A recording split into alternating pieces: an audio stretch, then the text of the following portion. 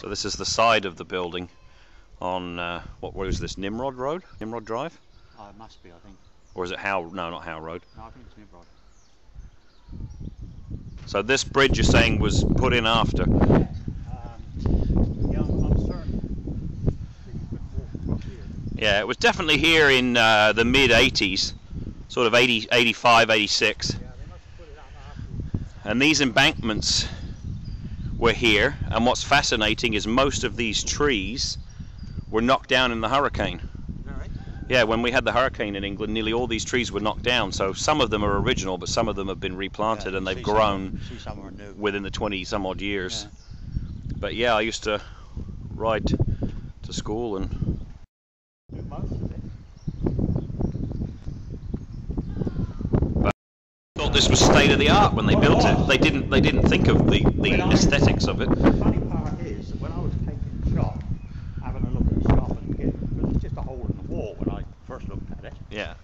And the guy that was showing me through it, and I didn't realise at the time because he wasn't married to Karen, was Steve. Because when I saw him with Karen, I knew who he was. Yeah. Karen said, "Well, how do you know who he is?" I said, "Because that's where we got our fish and chip from."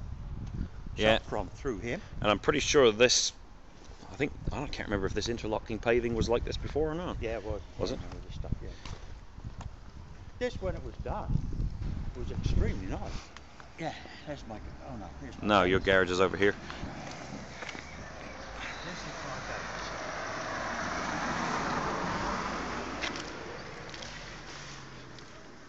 Yeah. Oh Christ, yeah. See, this all was clear. We never had any shit like this in here. But up there in the corner, we had a 40-gallon drum. Yeah. And we came in and we would have the fish and chip, whatever was left, chuck them in the drum. Yeah. Then I'd throw half a gallon of old oil in there, throw a match in it, and it would burn. Well, we used to mostly do that on a Saturday morning. Kingdom Hall, Jehovah's Witness. Weddings, Yeah. Saturday morning. And it used to, they came over in the end and said, "We're sorry to ask you, but would you mind not having your fire for our first thing Saturday morning?" Is this the original fence? Yeah, original wall. Bill's workshop is in where these double doors was. Oh, they must have rented it out. Yeah. Because that's where he kept the funeral cars. Yeah. Yeah, around the back here, used to go through to an old railway line. And that's actually wallpaper over there? That's actually wallpaper. So that's the same? Yeah, that's exactly the same. But in front of it, like all along here, were row houses. Yeah. And the funny thing is that all the girls and John started working there. When I started writing the Bennetts, he was the guy that owned it. Ha! And I was talking to him one day, and because he'd retired by then, and I was talking to him, and I said, "My family started in the old wallpaper factory." And he said, "What were their names?" I said, "Well, Andrews." He said, "I remember them. They were working there when I took the place over." He said, "I remember them. John, yeah, John, Peggy," and he remembered all the names. Yeah. He said, "Yes, I remember them. They all worked in the office." Does it bring back memories to see your old garage? Shit, yeah. I had a lot of fun in there. How many times did you open and close those gates every day? Every day. Yeah. Every day for 7 years. That's how long we had it for. 7 years. The back is the same. I can't believe the back's the same. Yeah. So it hasn't changed at all. No, not at all. Even the same window and sliding door, or is that new? No, that's the front has been bricked in. It wasn't brick. Yeah. It was all wood and windows. Yeah. And two big, a sliding door here. Yeah. Big sliding door. Other than that, it hasn't changed. Fish and chip vans used to pull in over there. They would be cleaned and got ready for the next day. God, I'm full of gas. On the side of there. On the side of the building, okay. Yeah, because it was huge. Yeah. But it had enough power in the light to put it on that building. You couldn't. You had to really study it to see what it was, because it just looked like colour lights. Yeah.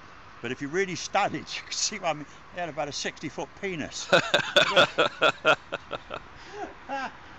But this was the Victory. Yeah, this was the pub. Victory. That was the Victory. Yeah, right there. Our first tourist destination while we were in the UK was the Bovington Tank Museum in Dorset. And this was particularly exciting for me because I have a real passion for military history, specifically that of the German Army during World War II. And Dave also has a passion for military history, especially World War II in general. And the Bovington Tank Museum features one of the most complete collections of tanks throughout history. And what's very special about them is that most of these tanks fully function, they can drive and move around, and being so close to these vehicles and being able to touch them and see them was just fascinating. I've built so many of them in miniature before in plastic kits, and it was a great experience, not only because of the museum, but it gave Dave and I a chance to spend some quality time together, traveling through the British countryside as we drove to and from the museum.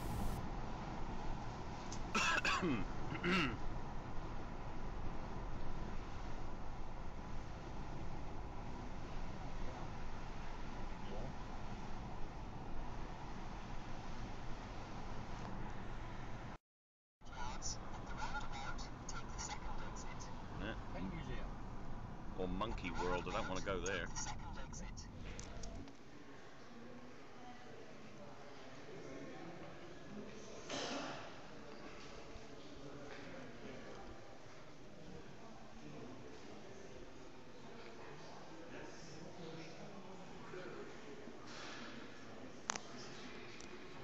This is a Panzer Mark IV, one of the best medium tanks of the war. Built many of these. Well, plastic ones, not real ones.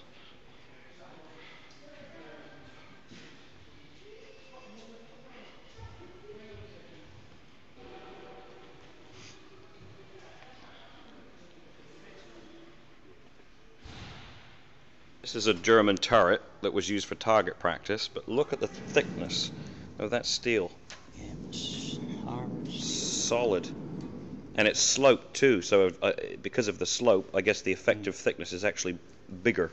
They used every one of these had electric welding. That's where they became very skilled in electric welding. Because up to then, gas welding, and usually took an hour to weld that seam. Yeah. So they started with electric. Tell me about this. Churchill? Centurion, isn't it? Centurion, yeah. Did you work on these? Yeah, I worked on these in 1957 to 59, when they were taken out of service and replaced by the Leopard. And these were things that I took apart and put back together again, together with quite a few other guys helping, because one guy couldn't lift half of the stuff on his own. With spare tracks. I think there's a platform. Do you want to get up on the platform and have a look at it from above? Together with these were ropes, tow ropes. To pull you out if you've got any lot of trouble.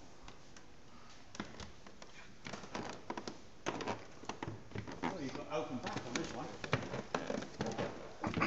Oh, on this one, the Tank Destroyer. Yeah. A very good name. What else was funny about these vehicles is, although they all went up in size, they nearly all had that Maybach V12 petrol engine.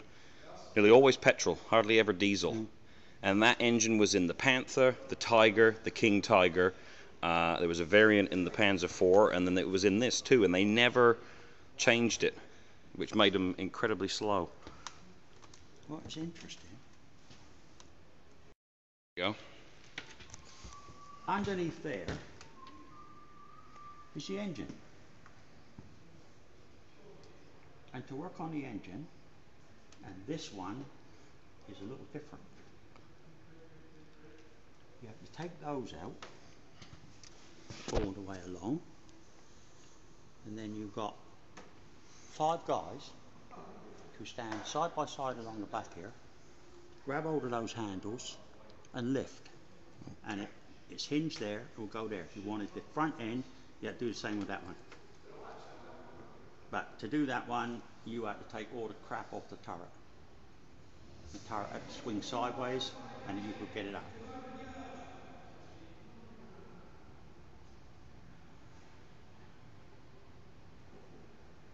The adamant there looks like it's done up for a parade. Must be quite funny to come face to face with one of these again. Yeah, I haven't seen it in years.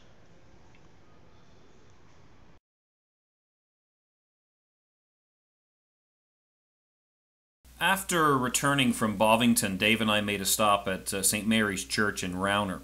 And what's unique about this location is that, first of all, it was where my sister Stacy was christened. But also the old part of St. Mary's Church was mentioned in the Domesday Book, which was in England sometime a little bit after 1066. So this is a very, very old church, far older than anything that we would see in Canada. And it's fascinating to walk around the beautiful graveyard and look at some of the stones. Also, too, Dave wanted to show me a very unique grave, which showed a picture of a plane crash which had occurred close by. The Rowner Estate and my old school are actually built on what was RAF Grange and Siskin, which were airfields during World War II. So the following videos you're about to see is Dave and I exploring the graveyard after coming back from Bovington. So this is the old Rowner Church, mentioned in the Domesday Book from 1066. Some very, very old graves here. So old you can't even read the dates on half of them.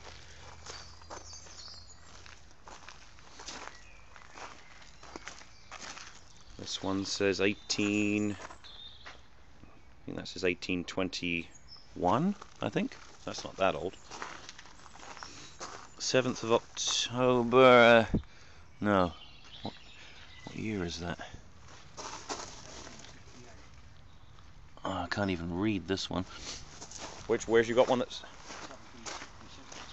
1766? My goodness.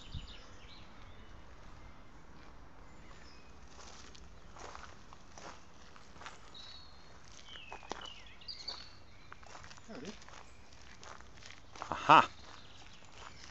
Somebody's redone it. Nan said there's some sort of significance to that gate. That gate? Yeah, she referred to it with a strange name. I don't remember what it was. What's the sign say on there? I'll go have a look. That old cottage, it's such a shame that's in such poor repair.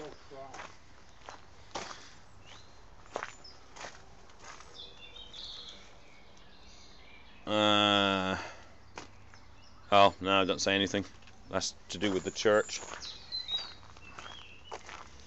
1997, 2002, 1930. Look at it. What beautiful old church. And what is this depicting? The Lord seeketh courageous souls to serve him, and squadron leader Arthur Wainsford, 1933. 1933. Yeah. And what is the picture depicting? He crashed. Ah. That's where he died. Good Lord. Where he crashed on Grange? Grange, yeah. Yeah. My goodness. How old are some of these? 1861. John Courtney, 1797. Trying to find the really old ones, 1700 and something.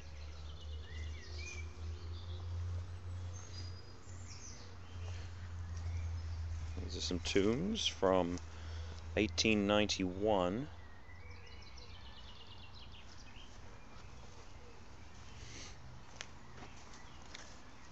1840.